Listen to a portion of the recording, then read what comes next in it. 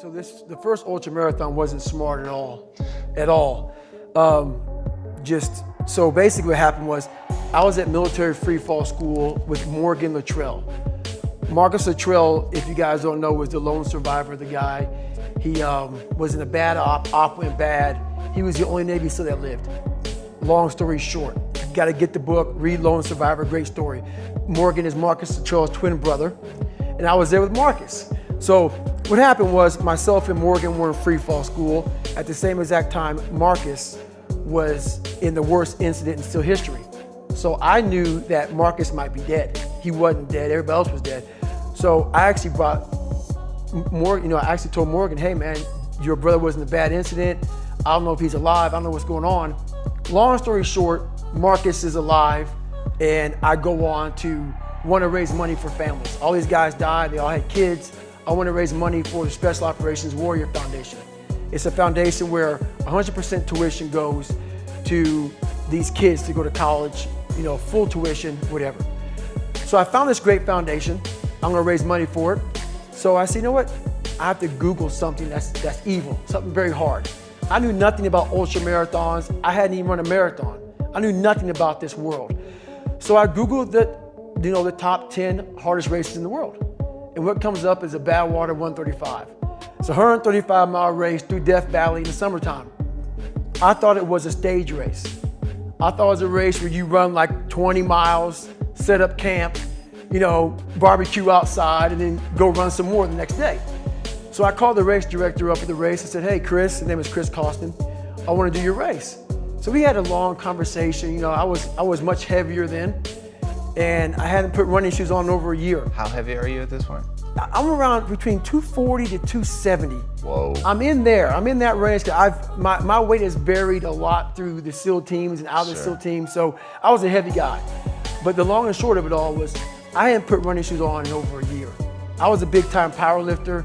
I lifted weights heavy. That's what I did. Right. I got back home from Iraq, went straight to free fall school, and then this happened.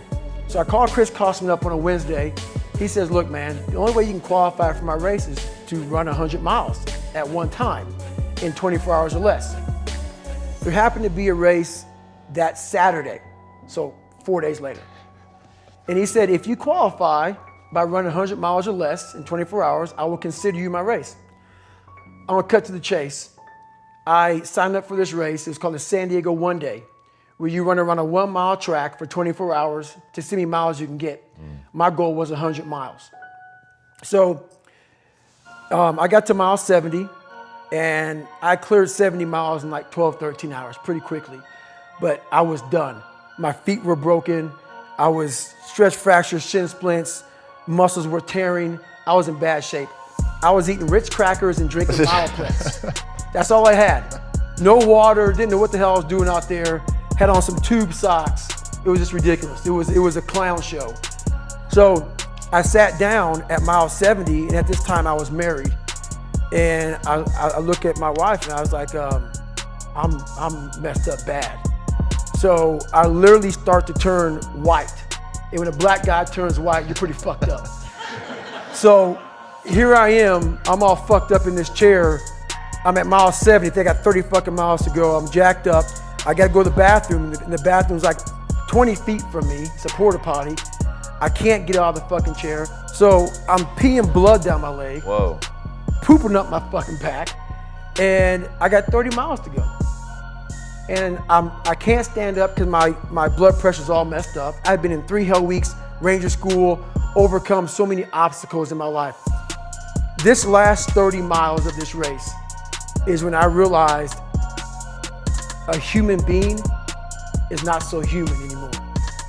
We have the ability to go in such a space if you're willing to suffer, and I mean suffer. Your brain and your body, once connected together, can do anything. And this 30 miles was the life-changing moment. I was out of it. I was in the worst pain in my entire life. I was, to me, on the brink of death. And I was able to chunk this 30 damn miles into small pieces. I was so driven, and I'm not gonna say motivated, because motivation's crap. Motivation comes and goes. When you're driven, whatever's in front of you will get destroyed. So I sat in this chair and I was so driven to succeed in this race. And at this time, everybody goes, were you thinking about the guys that died? And I'm not gonna lie to you, I wasn't. This became a personal thing. This became me against this race, me against the kids that called me nigger, me against me. It just became something that I took so violently personal. And I broke this thing down into small pieces. I said, okay, I gotta get nutrition. I gotta be able to stand up before I can get off this curb and get off this chair and be able to go 30 miles. So I went through all these small steps and I was able to stand up. And then from standing up, I was literally walking around with my wife at the time, and she goes, you're not gonna make the time. She goes, you're walking like 30-some minute miles. I got to mile 81, and the second she said that I'm not gonna make the time, I ran the last 19 miles, nonstop. And I can show you right now when we get done with this. Matter of fact, I'm gonna show you right now. This was years ago, and I had to put compression tape on my ankle. And so this was years ago.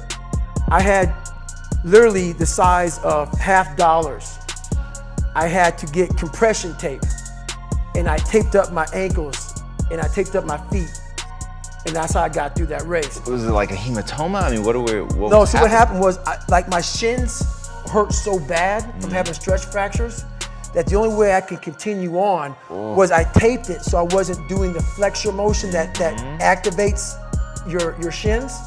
So I taped my ankles and my shins up, and I got that from, because in my third hell week, they weren't gonna let me go back through training anymore. Right. So I literally went through all of BUD/S, my last SEAL training, with stretch fractures and shin splints. And how I did it was I would tape my ankles all the way up to my calf every morning. So for the first hour, the pain was excruciating. But what happened is my feet would go numb. And I did that every single day for 6 months. Whoa. And that's how I got through my third hell week, because I was so broken from the first two that the commander said, hey, the CEO said this is your last time we're sending you through. So that's how I got the idea to do that. So with the right, and people may listen to this and say, this guy is sadistic, he's crazy, no, if you know how I came up, you realize I was just a scared kid that found drive and passion to be something much better than what he thought he was. That's all it is.